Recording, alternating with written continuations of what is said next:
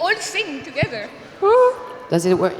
I did not know it was working already. But this is not on yet. Yeah. Well, thank you all for coming, and we're happy to be here, and it's a great panel to follow, and I'm delighted to be talking about the intersection of museums and technology and Web3, and I think we have really the best people in both worlds to talk about it with us today.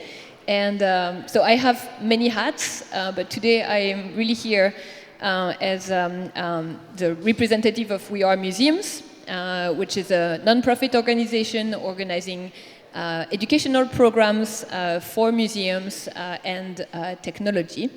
And I do want to quickly introduce our panelists, and I also I will tell you why I thought they were the best people to be in the panel. So I will start with Tschuuuly. And Tschuuuly, some of you might know her from the CryptoPunk community. And what you might not know is that she is also a curator for the Francisco Carolinum Museum, which, fun fact, has an NFT collection since 2021.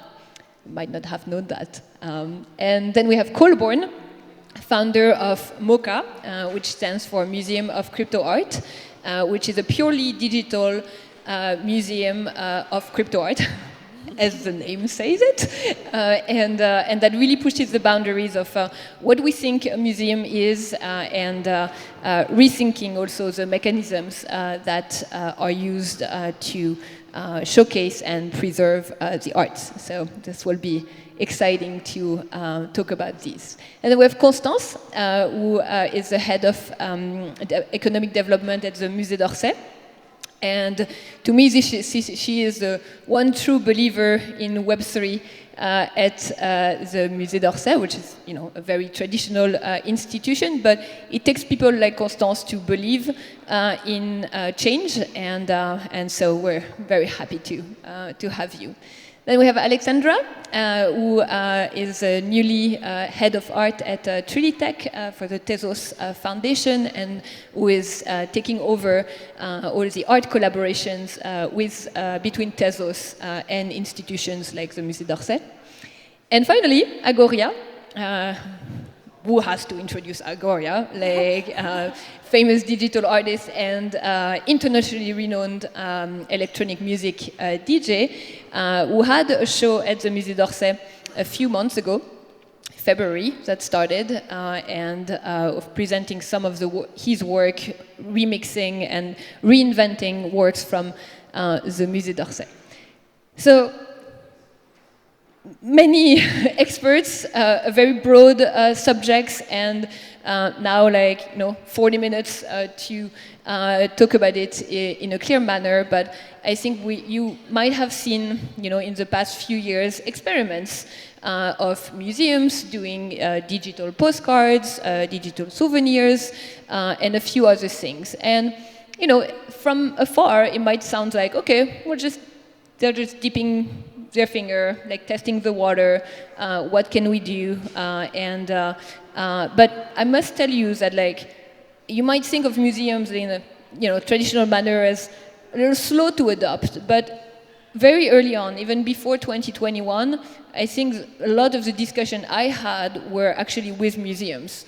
And it's very interesting how the discussions are happening, maybe sometimes behind the scene, and maybe it's sometimes slower to adopt, but it's also to me, a very healthy way to look at new technology and to pave the way forward, which, in Web3 we're all a little too keen on making everything happen really fast, and then being like, oh, maybe that was a bad idea, and maybe we should not have done ICOs, but anyway. So I think to start, maybe I'll start with Tschuuuly, because there's with talking about what has been done. I think it's important to go back to some of the experiments museums and institutions have done. And I do want to ask you, as a curator for a traditional institution, like how did you introduce like the metaverse and NFTs like at the Francisco Carolinum? Thanks for inviting me. The museum hired me like last year. At that time, they already had a metaverse plot in CryptoVoxels, which was bought in 2021. And we have like every couple of weeks new exhibitions there with NFT artists and NFTs on display just in the metaverse. So there's also from the same time an NFT collection that's slowly growing, one on ETH and one on Tezos. So when they hired me, there was already infrastructure there, which was pretty established already. So I found a very fruitful ground to just do my thing. And there's lots of support from the head of the museum, Alfred Weidinger, who is a visionary. And it was his idea back in 2021 to buy the parcel and to start the collection. And I'm not sure if we are the first traditional museum, but I think we are the first with a metaverse plot and ongoing exhibitions. And yeah, it's... Careful with the first. Yeah, like, you don't want to go there. I think we are, but if anybody knows about another museum that had a CryptoVoxels parcel earlier, then let me know. But yeah, we are expanding the collection, and I'm very happy to be working at such a established traditional institution that is so open-minded and also daring to make this step, because I think there's a lot of risk attached. If you bring a traditional artist into the NFT world, you saw what happened in the last week with a lot of backlash and people not really being ready for the art. But it's cool to have the art world being ready for NFTs, at least. So in the one way, we're making good progress there. Are they displaying like at the museum, like the metaverse exhibitions? We have the institution I work for has a handful of museums.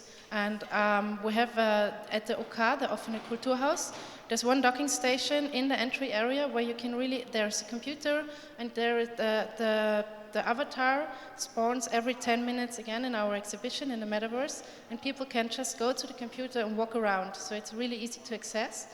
And if someone walks to the neighbor plot and just leaves the avatar there, 10 minutes later we just jump back into the exhibition. And in Francisco Carolinum we have another of these docking stations, and I just started to connect the metaverse exhibitions with real exhibitions.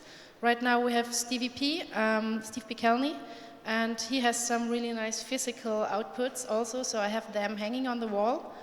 With a text explaining what the metaverse is, what he's doing, and also parallel to that a metaverse exhibition. So the real museum and the metaverse exhibition are now connected via that docking station. So even people that don't have a clue about the metaverse can go to the museum and just walk up to the docking station and check out the metaverse exhibition.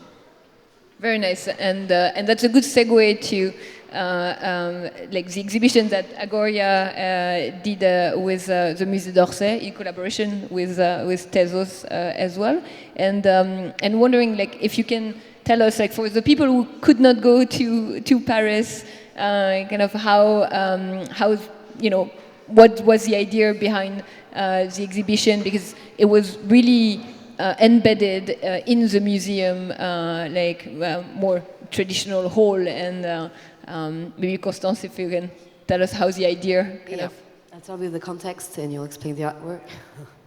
No, maybe to give a bit of context about how we got there, is that 2 years ago we were really contacted by a lot of companies, I'm saying companies and artists, to do things around Web3 NFTs.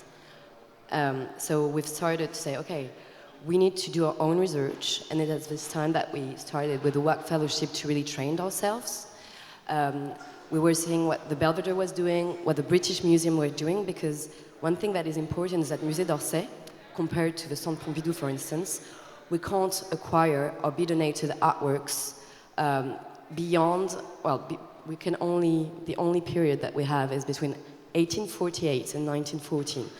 There are a few exceptions we can talk about afterwards, but I mean, on this side we can't do anything. However, we saw there was something to be done, and it was beyond, I'm working on economic development, but pushing forward, doing research, we saw what the MoMA was doing with Refik and Adol, and we said, okay, this is something we know to do. We can create dialogue. We create bridges. We're not only a 19th century museum, and this is something we've been doing for ages with contemporary artists, with theater, with dance. Also, this is something, bridges exist at the Musée d'Orsay, and we need to go beyond this question of traditional contemporary art. So there was also something internally that drove us to say we need to create something with the impulse of the Tezos Foundation, with the impulse of the WAC Fellowship who told us, go for it, do something. So we stopped thinking about it and we really tried to experiment something. And in parallel of what we were, of the research, there were two bricks to the project. There was a digital souvenir we've done as an experiment to start with, to do something. And in parallel, Agoria was having conversation with our president, with the general administration at the Musée d'Orsay, in parallel, as we were really thinking through. And this is where the magic happened, and that the bridges started to build. Hello everyone, I'm happy to be with all of you. I would have been super happy, as Constance said, to be able to speak with Renoir, with Monet, with Van Gogh. I didn't have this chance. Even if I tried to do an arch, to connect with them, I don't know if some of you, can I ask a question? How many of you have get the possibility to be in Orsay Museum, so I know if some of you got the chance? Quite a lot, cool. So thanks for coming there. And for the ones you don't get a POAP, but you know, good for you. Actually, no. Well, okay. Most of you might have been able to, not a POAP, but to mint a piece through FXH if you saw the QR code during the exhibition. So just to remind for some of you who couldn't attend, it was the idea was to make a sculpture, and this sculpture was a kind of a QR code, but it's a sculpture. And the light was turning around the sculpture, and when the light was aligned with the sculpture, then on the floor, a QR code was drawn and appeared. And if you had the chance to see this QR code, because many visitors, because I had the numbers, it's incredible, like almost 80,000 visitors came, so some of them didn't see they were a QR code. They just saw the sculpture and said, oh, cool, nice sculpture, or maybe bad sculpture, depending on taste, but they saw a sculpture in the room, and some of them didn't see the QR code. But for those who saw the QR code, then they could flash it with their phone. And then they were asked, do you want us to propose you an experience? And then they were asking would you blow into your phone?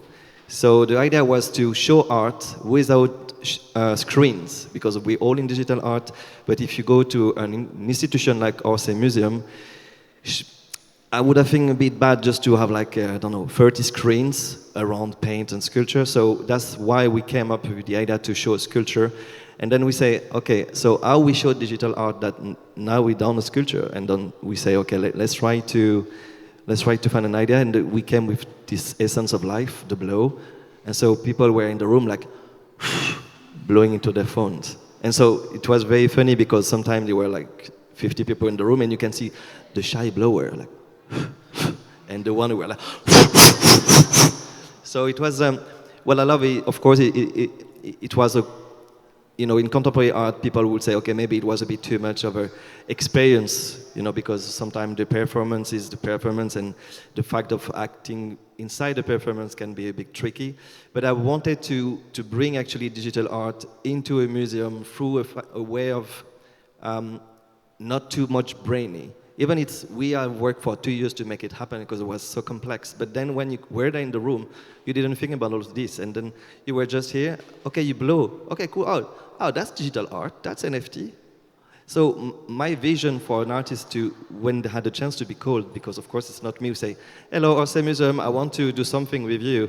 That will never happen. So I had a chance that one day they call me, thanks to my collectors who make so much noise for me to one day put the light on me. They call me and then I say, well, I need to give back. And so the way of giving back was not to show my art like, okay, I'm in Orsay Museum, I'm a very good artist. It's much more like bring all the people, all the visitors, these 80,000 visitors who know nothing about digital art, to de-dramatize what is crypto, what is Web3, what is Ethereum or whatever, Tezos. Just to say, okay, we are in an experience together and you know, it's not that complicated. It can be cool and fun. And most of all, you can come back from a museum with a piece of art, which is, I mean, as a citizen, I'm super happy to go in any museum and come back with a piece of whatever the artist. I'm not saying I will be the next Van Gogh, that's not what I'm saying, but going to a museum and saying, okay, I'll come back with a piece of an artist is quite cool. And I think this is very interesting what you said, that like, yeah, it took very long time to talk with the museum, like understand what you had in mind, and convince people internally probably as well, and then make it easy, right? Like, because there's and truly you were talking about like how you show the metaverse like to people who come who might never have heard or really don't want to interact with a computer, and really trying to see. And so Aleksandra, like from the technology standpoint, like I think this is, my question for you is how do you make it easy, so that like you don't ask people to create a wallet on site, during an exhibition, which really nobody wants to, but how do they make sure that people can actually interact with Web3? Wow. That's a tough question, but yeah, I can go in this direction. First of all, thanks for having me here. And I think it's a broader question, because this whole space, when we talk about blockchain and the ecosystem, it's driven by two things. It's driven by commerce, first and foremost, sadly. But secondly, it's about culture. And I don't think there are enough people, especially in high positions, who have input on the market to actually facilitate culture. And that's why I couldn't be more fortunate to be stepping into this role, because Tezos has built a legacy of facilitating culture. And thanks to that, when some of the museums like MoMA are given a choice, even though we don't have a partnership with them, they still select Tezos. And thanks to that, we have established a network of partners like WAC, like We Are Museums, who provides the necessary education, especially for museum professionals. Every week there's a workshop where they invite people from the industry, including some of the leading professionals, on art preservation, on information about how to set certain things up, and give the opportunity for people to learn. I think from our side, it was mostly Mancian sitting in the back who spent around the clock time working on this Jersey project. And for someone a lot. And it's always a choice, do we focus on high volume trades and get things pumping, or do we spend all of our time making sure that people appreciate art on the blockchain? And every day there's a choice. And I think that the fact that we've been always making sure that there's a future for art, and for it to be appreciated and taken seriously by the wider ecosystem and bring more people on board is very important. And I think in terms of setting things up, Jersey had an amazing team, which was very important to have a team present that is able to help people, because honestly, I don't know how many of you have a wallet or how many wallets you have, but that first time is definitely a learning curve. But once you get through that phase, then that's when things get exciting and you explore a whole new world that you can work with. So I'm really grateful for this partnership, and I know there's more coming. And then, yeah, I'm not going to mention what it is. No, and it's a lot of barriers to entry and to bring people in, but also internally, probably to convince people. Truly, you said it was pretty good environment at the museum, but it takes some courage to have the leap of faith, probably to convince people that it is in line with the mission and it is going to be easy, it is going to be supported by education and so on. But I do want to pause on that subject and Colborn really talk about your museum of crypto art, and because this is this is more traditional museums adopting new technology, and you started with the new technology. And it's what more a new institution would look like with new rules and kind of was wondering, like, kind of the development and the thought process, like, behind, like, Museum of Crypto Art. Yes, okay. I want to go back because I've been doing a lot of that accessibility work recently, and we're there to the point where people can, you know, have a wallet with just their email address, where we can abstract away the gas fees, where we can make it just very, very easy. We have those tools, we're pioneering those tools to make it so that people can interact very quickly with NFTs on their phone. I guess the ideology behind the Museum of Crypto Art was recognizing that there was an incredible body of artists that needed their story told. And I think when you look at the traditional art market, you recognize that it works in threes. There's the institution of the museum, there's the gallery, and there's the marketplace. And we had the artists and we had the marketplaces, but there was no institution to begin to tell the native stories, to bring digital artwork into digital environments, and then to bring tools to curators, to collectors, to be able to do the same.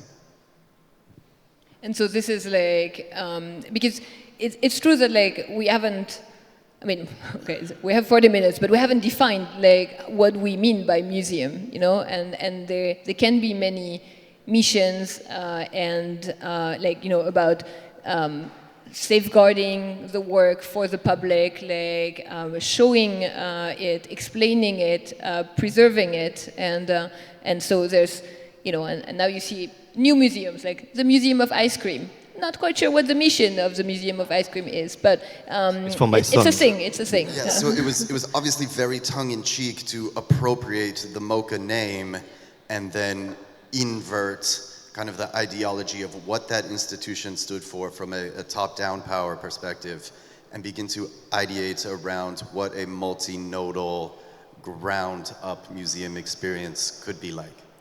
Yes, because it comes also with new tools, right? Like not only like the digital artworks, but like digital curation tools and kind of an ecosystem around. I mean, it even also plays with the idea of ownership. We do not need to own the artwork for somebody to then go and display in our museum. They can still own their artwork, they can have their room, they can use CCO tools. So everything is kind of abstracted to really just getting down to narrative, storytelling, representation, and the passion that that individual brings to represent the art that they care for under the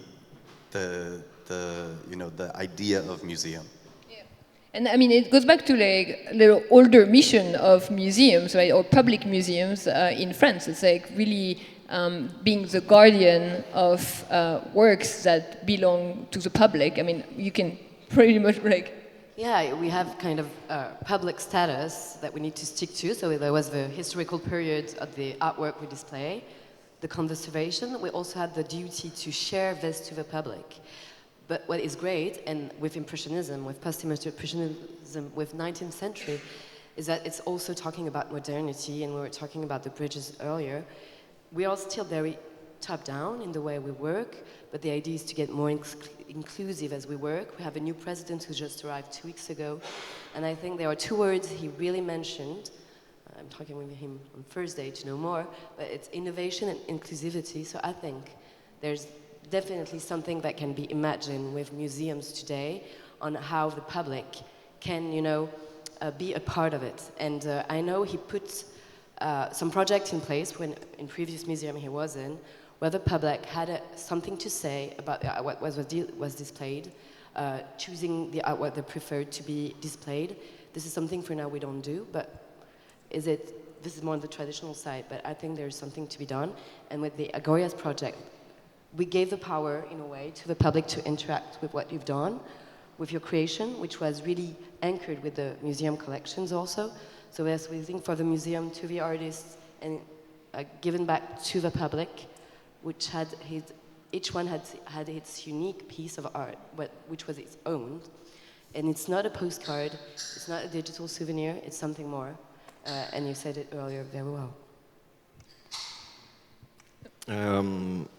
So I can ask me a question. No. No, Like, if sorry. you don't have a... No, because what you were saying, and of course I can see that it's also a ring for boxing, and maybe we should debate a bit more and not just like, you know. No, I'm thinking of one thing. I think museums, especially in Web3 and for artists, there is, oh, we want to be part of a museum, of an exhibition. But I don't think it's 100% true. I think, like, of course, when an institution like Orsay or MoMA or Tate Modern or this kind of prestigious place, you want to be part of it. But I would say, like, this museum, we have to go not just to show our skills as digital artists, but just to make something like more as a performance or like an installation. Because digital art by itself also, I think it's amazing on the metaverse. I mean, most of the digital art by itself should stay on the digital era and on the digital avenues. I'm gonna launch in the next weeks or days a museum on Sandbox named Biogen Art Museum, where I think it's as exciting for me as doing something at Orsay Museum. I'm not just like pretending it's not very prestigious to do Orsay. Of course, it's amazing. But for digital art, I think it's also fantastic to keep online and to do things online. I think this is something like everybody wants to get the validation from a physical institution, which is, of course, fine and fair, but doing something inside the metaverse is as what's next for museum. I think there are so many things we can still invent. Like, we are just starting to show things online, and I think this is something that we should explore as much as exploring the physical way. And I think it's very, I mean, it's true, it's very early. I mean, it's very common to say that, but it's almost like binary, right? Like, it's like we've seen like some experiments, but they're always a little the same, right? Like, oh yeah, a digital postcard or something. But again, it's the beginning. So first step, and now there's like the place to do more. And I know when we talked at Work Weekly with both of you, like there was. You said something also very interesting, that like we were talking about the sale that happened after the exhibition of some of the unique work that were created after the exhibition and that were sold, and that doesn't really, you know, it's not common for museums in their mission to sell works. And then you mentioned something very interesting, that like this was your idea or like your proposition to the Musée d'Orsay, and like going back to the top down, and it's like it's interesting how like that's actually what made kind of the model evolve, not reproducing what another museum has done, or like and just thinking, you know, like from the artist to the institution, which, you know, is not common. I think it's a very little gift from my side for such an institution as well, say to share a part of the sale with the museum. Most of the time, galleries are doing sales or like platforms, but museums are not here to sell art most of the time. So as I was thinking, maybe we should also reverse this topic, and as an artist, as a digital artist, we can use it to fund a bit some projects. So thanks to Arab Bank, who really helped me to make this also Sigma Lumina sculpture. Without also, there's something to say, is like without also funding from patron or people who believe in an artist, it's very difficult also to achieve. I was at the Musée d'Orsay, and I really enjoyed minting your artworks there, and I'm gonna put one of those in the museum collection. And what I really liked is that there is that you went. Can we get an applause for that? You went beyond just displaying a minted picture or something. The play with the medium, having a sculpture, playing with light, and having a QR code, having it on a phone, being able to mint, walk home with an NFT. There's so much in that, and I really love that it plays with so much media. And another thing that you said about the virtual museums, and there should be more exploration in that. I think it's a big chance, because in the traditional museums you have opening hours. People have to go there, travel to the place, pay entry, which is a nice income for the museum. But it's far more open to have a metaverse exhibition where people can just join 24/7 from all over the globe. They don't have to pay. It's really easy to access it via the phone or from the browser. So it's a big chance for museums to display the art and show it to many, many more people and really open up for a much bigger audience there. Yeah, I just want to add a few points. I think it's really good to contextualize the timeline of this advancement, because it's not just like there's the blockchain advancement and the digital advancement. So digital arts existed since the 50s. There were shows like ICA had a show, Whitney was doing online takeovers. But what really changed when it came to the art market, it was actually during COVID. So no longer galleries like had visitors, no longer art fairs were happening, and for many galleries, art fairs are 40% of their annual sales, so that's quite a lot. And so I was working online at the time, like helping different projects get their online presence, so we were noticing a trend that more and more galleries, and that's actually when Art Basel started doing online viewing rooms for the first time as well. So you were able to see the preview of what is being shown. And this was also the time that online platforms started making these virtual experiences where it was like 2018, 2019. As a gallery, you were able to make an immersive virtual experience. So I don't know, how many people have used OnCyber? Okay, half, okay. So this was like the pre-OnCyber. It was a bit more complex, it was more back and forth, but it was happening. And I think what, sort of like when blockchain came around, it's not only experience, but it's also ownership. And the marriage of two, I think, is what is the most exciting part in all of that. And now anyone, and like back then, if you wanted to make your own virtual gallery show, oh my God, the amount of effort you have to put. Like some of the few people were projects like Offsite Project. I don't know if anyone has heard about them. One person knows about them, great. They were doing takeovers, like they were doing like a Google Map residency where they were showing digital arts on Google Maps, or like they were using Instagram as a medium for online curation. But now, right now, anyone can be a curator. Anyone can, and there's a good thing and a bad thing, and maybe like, I personally think it's a good thing because quite honestly, probably like only 10% of people we have now cared about digital art from what I saw in the last 6 years that I've been working in this industry. But then at the same time, the bad thing is sometimes, yeah, maybe the curation is not at a certain level, but seeing the interests that these two things, immersive experiences, the shift online, and the advance of blockchain to actually like have the provenance and ownership has created incredible opportunities for traditional institutions, for individual people. And well, we're in a boxing ring. I'm going to challenge that a little bit. Not just you, just everybody, because there has been a lot. Like you had, you have a special museum. We're everywhere. The whole point of our system is that it's interoperable across existing metaverses. True. But my question to all of you is, how do we fight the dead mole effect of the metaverse and make sure that like the goal of reaching millions like 24/7 is actually attainable, right? Like because it's lonely, right? Like if you go, like I'm sure you've all wander on cyber, looked at things and be like, I'm by myself. This is very lonely, and left. Yeah, and sometimes it's better. Yeah, I think so too. I'm not feeling bad to be lonely in a gallery. It's the same in physical world. Actually, if you're in a museum and you can't see a piece, and because you're waiting for like 15 minutes, that's everyone left before you can see it. It's also cool.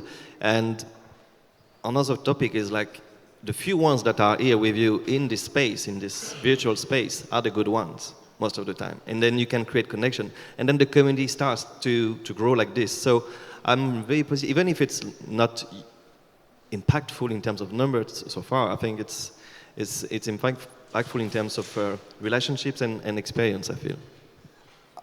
I will be controversial and say that the experience of accessing an online gallery at this stage on your computer is miserable. And when we were building in 2020, where we were building was in VR. And for me, that immersion, that experience of being surrounded and inside is where you really begin to have empathy and draw into the idea of an artwork evoking some internal response inside of you it's much more powerful than on the phone and on the computer screen or a TV screen or even a projector. All of these I think are really beta testing for something stronger, which is in fact actually like much closer to the eyeballs and immersive. I would add something, and I would like to discuss with you this further afterwards, is that we have been thinking about the metaverse for Orsay a lot, saying what could it be? There are a lot also of companies coming up saying you should do an extension. The real question was, has it to be the same? You know, we create something to open up to anyone who wants to come, and in the end, you don't have this experience, you don't have this emotion, so it all comes to experience and what you're offering in this space, which is to me more than, well, something else. And this is the difficulty we have right now, is to think, what is the Orsay, augmented Orsay? What could it be? What should it be? And this is personal. I'm not talking for Orsay right now. I really believe in something we call, it's maybe an awful word, but edutainment. I think this is the way to reach out as many people, and it comes with digital a lot. So maybe there's something to be done with that. We are still thinking about that every way, but I would love to, to dig further. I'm wondering, Tschuuuly, like your experience, because you had really... I just do this, yeah, sorry. How rude of you. Please go ahead. Real quick, the most incredible museum experience I had was in Singapore at the Arts and Science Center with Team Lab. Actually, me too. Yeah, that was amazing. Packed with children. It was insane, incredible, the way that they were interacting. There was, they could draw a fish and then scan it, and it would appear in an aquarium that was the size of this wall. Now, you know, their funding is largely derived from the casino that sits next door to them, so they have a little more, I guess, probably liberal use of funds than probably the Musée d'Orsay, but to see the way that children were interacting and engaging and involved in the artwork and the aquarium, there was a city, they would draw, it was incredible. It just begins to show a way in which you can incorporate digital art in an edutainment. Yeah, it's not, I mean, they are not separated. I think there's something we can do. But digital interactivity, creating something more, augmented art is possible too. Yeah, I'm really looking forward to all those metaverses and digital experiences for getting better and more easy accessible, and VR glasses getting to a point where I'm not getting sick when I wear them, and and all these things are developing right now, and I'm going to say this, we are still early, and there's going to be a lot of development, and I think we get being early on that and exploring that and playing around and making it accessible is a good task for us as institutions to work with that and explore it for ourselves and our audiences.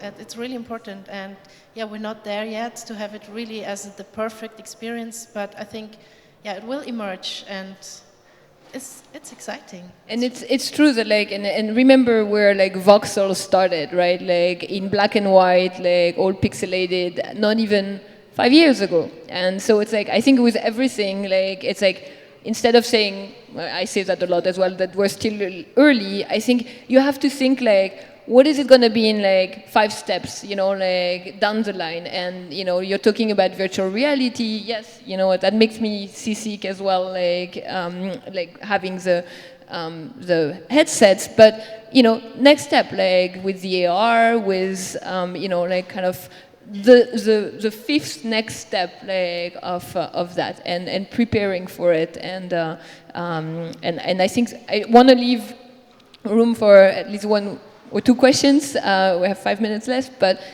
wondering if well, thank you for being here, and wondering if you have kind of something you're excited about, or like a final word that you want to. I have one final word for sure. Actually, quick too. First, I think it's the mindset that's changed. We're so used to people kind of giving us something and being like, here it is, face it. But actually right now, we're the independent actor that, thanks to all these emerging tools, can do whatever we want with them. Like, we no longer have to wait for someone to organize a massive event in the virtual space, because we can do it ourselves. So I think, like, it's this mindset of sort of like independent actor being able to do something. And then another thing is stay tuned. We have an exciting announcement next month, at the end of next month, which is an upcoming partnership with another museum as well. We're working with one of the leading sort of like digital preservationists to bring some more opportunities for artists in our community. So super excited about that. So just to reconciliate everyone, because I love to merge physical digital, I love to reconciliate everyone. I think I will speak about emotional teleportation. So this is actually what we feel when we are in a museum. Our mind is in the piece, or in the room, people around. And for me, it's also the same in the metaverse. I would just like to quote what Indians think for decades and centuries. For the Indians, our head is already a virtual headset. So, you know, like you think like this is already a virtual headset. As human, we're adding something, but we already think that the Indians already think that we are living in a programmed computer reality kind of metaverse where actually our eyes are just our lens. So it's just to make a bit of perspective of all this and the drama. I think I like the Indians' vision of this global metaverse we're all here together. Any? Yeah, it's maybe not as optimistic. It's more that at Musée d'Orsay, this is really something I felt the past 2 years. We are talking about digital, we are talking about emotions, but it's really about human impulse to have internal teams that are really on board, that push a movement. So this is something we need to push forward and continue at the Musée d'Orsay very strongly, but it will take still, and we figured this out also with the Agoria experience, is that we need to onboard people internally, we need to onboard people externally, and it takes a lot of pedagogy, and I think we are still in there to explain why, and this is important to take this into account. You read it? Okay, I guess my thing is that... I think we're over time, but yeah, we still largely remain trapped as humans in a scarcity mindset, and that as we transition into the digital, we need to begin to embrace abundance. I think the most abundant creators will be the storytellers of the future. We're moving there faster than we can even imagine. So abundance plus ownership at scale, especially with autonomous agents, will inherently create value. So I would encourage everybody to begin to try and rewire the idea that scarcity is what brings value, and understand that it's actually abundance that brings value. Tschuuuly, one final word? Looking forward to seeing you all in the metaverse. Yay!